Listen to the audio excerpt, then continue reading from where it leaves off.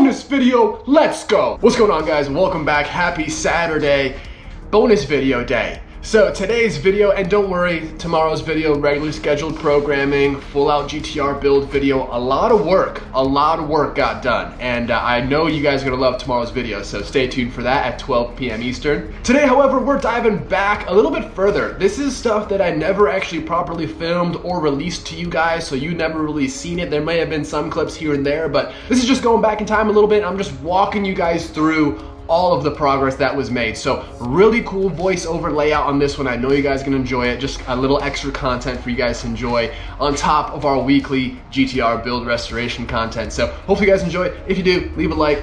I'm gonna stop talking, enjoy the video, catch up with you guys at the end.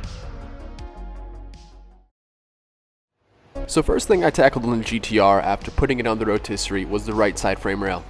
You can see the front area was used as a jack point and pushed up a bit, but not too bad. I've seen definitely much worse. After stripping back all the undercoating and exposed a little bit of rust, nothing too crazy off the first look. They do have to be removed in a certain order, beginning with this one little piece here in the back. Our first look at our long journey of fixing all the rust on this beautiful car. Rust is to a minimal. With all the pieces removed, you can clearly see how much worse they are on the inside, as well as the state of the floor. So it was now time to see what's savable from these rails with a quick sandblast. They cleaned up really nice. I actually ran out of media, as you can see, but obviously got all that taken care of. So the rails cleaned up, the floor got the same treatment. The metal that held the trans bracket in the floor rail was pretty thin, really thin actually, so just due to the amount of corrosion. So everything was cut out, and I actually made some replacement pieces with some matching gauge sheet metal. I believe this was about 18 or 16 gauge, thicker part of the rail. The rest is quite thin, about 20 or 22 gauge.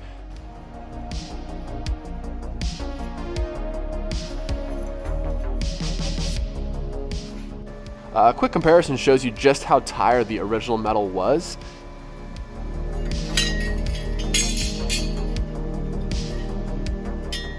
Easily was half the thickness as original.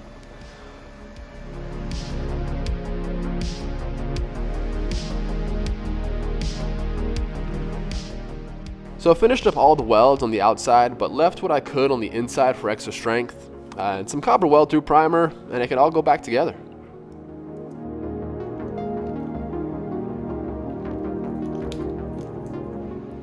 So now comes the time to weld the rails back into place. I made up a quick tool to help fit up the rail to be welded. It's just some 1x1 box cut with a little notch to allow myself to get a weld inside, clamped with a pair of 24-inch vice grips.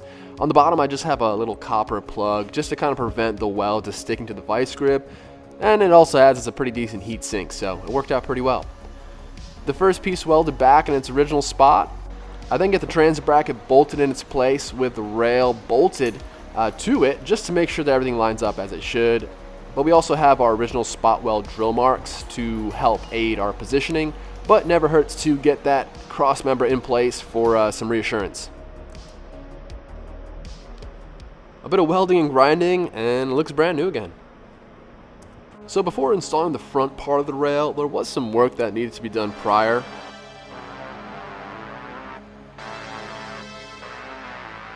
A few spot welds later, and the first piece was out, exposing more goodness.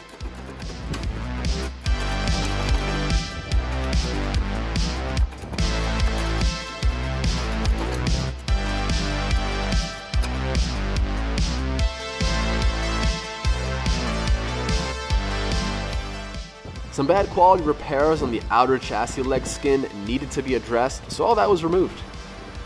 I actually then decided to just remove most of the rest of the skin. Honestly, nothing major was hiding under here, but just peace of mind and, you know, allowed me to clean it up and make it look new again.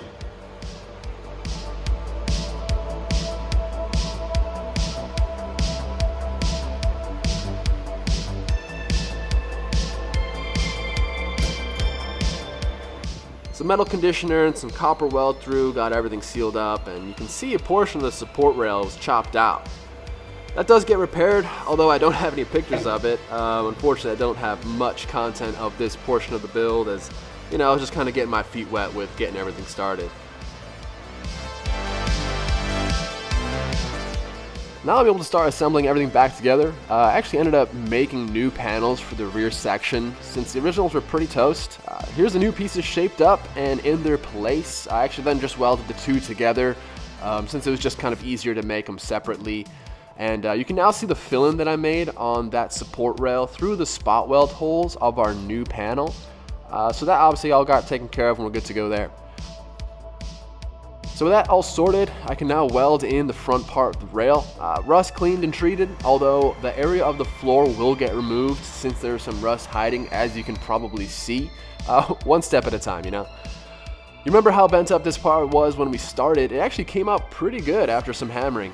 Primer applied, and now we can weld things up.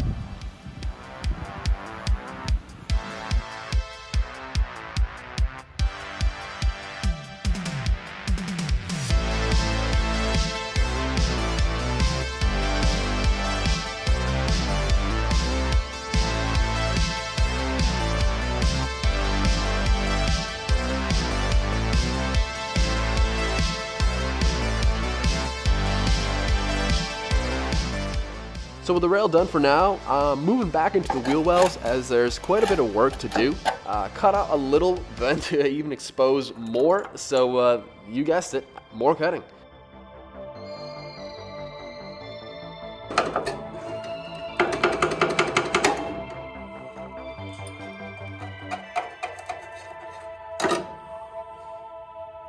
So you guys know the drill by now. Down to bare metal, metal prep it, condition it, and prime it. Don't seem to have many pictures of this back together, but don't worry, I'll be sure to show you guys everything in an upcoming video. So with the rail back in place and all welded up, I moved to the rear portion.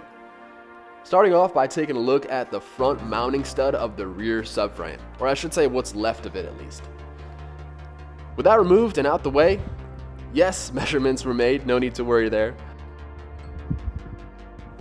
I can now remove the mid to rear floor support rail. Not much hiding in there, but the main reason was to be able to remove this portion of the floor.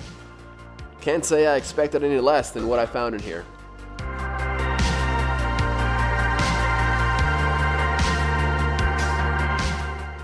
With that sandblasted, conditioned, primed, the subframe support bracket, nuts, and what I can only assume is a jack support bracket of some sort, but seeing how little support there is in here, I definitely won't be doing any jacking from this point. Not that I intended to in the first place, but still, good to know. Also had to remake the outer flange of this piece since it was no longer existent.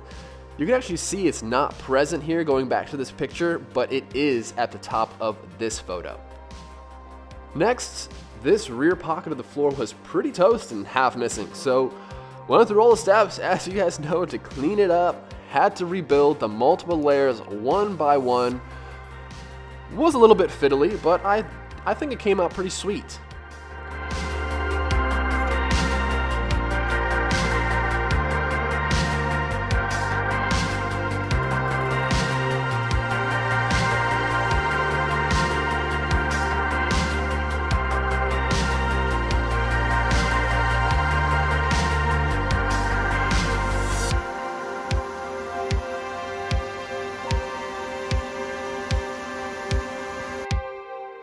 Next up, to rebuild the inner rocker structure.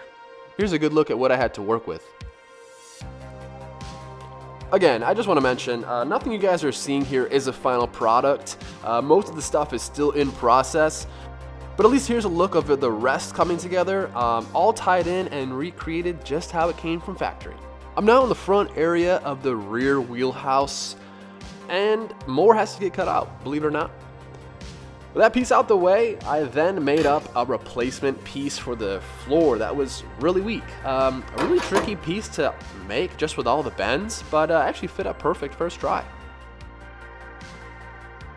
You can see just how corroded the floor part was that I removed.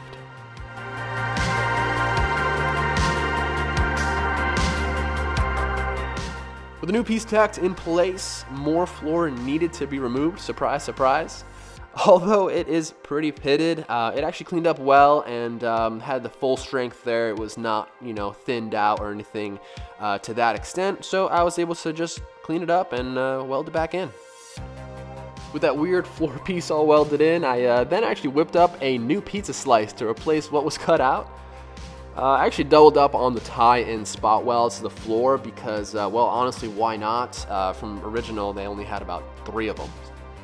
So going back to the subframe stud, it got sandblasted, and then I actually had to remake one of the mounting tabs, but no issues apart from that.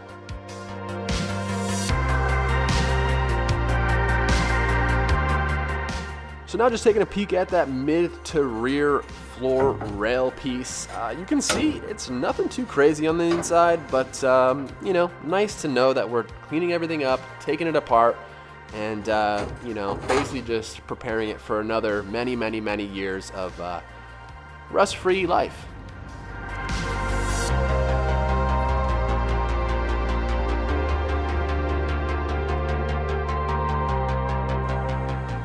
So at this point, it was ready to get things ready for some 2K epoxy and even more weld through. Honestly, really pleased with how all of this went for being my first go at it, and I'm pretty proud to say I've definitely gotten even better, and repairs have even stepped up further than what they are in this content. So hope you guys enjoyed, and yeah, a lot more to come.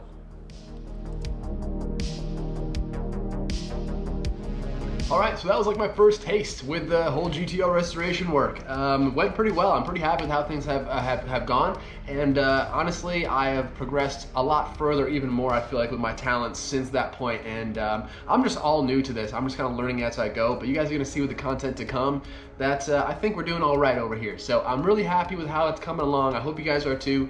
Drop a like, drop a comment, share this video if you guys would like. I don't know. Really appreciate all you guys that are subscribing recently. I do appreciate that, and I know I have a lot of content that you guys are going to enjoy, so stick around for it. So that's going to be it for today's video. Like I said, I will see you guys back here tomorrow for a proper GTR build restoration build video, and you guys can expect one, like I said, every single Sunday to follow. So with all that being said, I do again greatly appreciate all the support and just recent comments and stuff like that since we've gotten back into making content. I really have been enjoying it, and yeah, it's just good to be back, man. So hope you guys have a good rest of your weekend. I will catch up with you guys tomorrow. Take it easy, guys.